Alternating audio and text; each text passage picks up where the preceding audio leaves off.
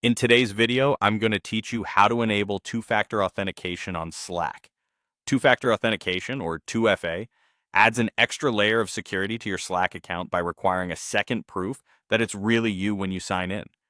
Even if someone learns your password, they won't be able to log in without that second verification.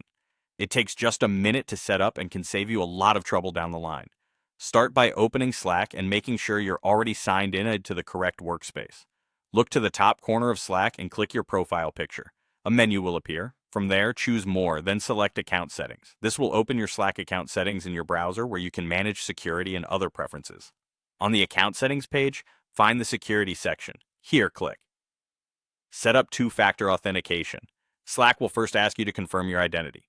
Enter your password to continue. This step makes sure only the rightful account owner can change security settings.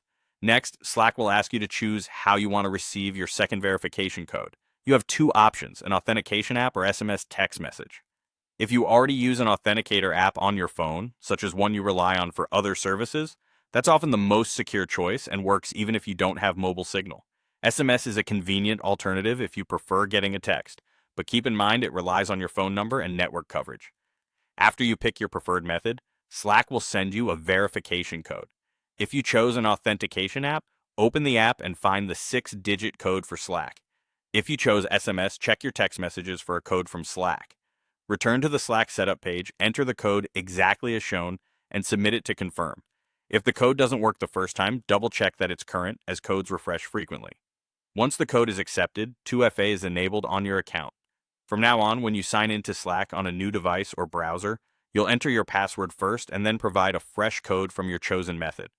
This keeps your account protected even if your password is compromised. A few quick tips before we wrap up.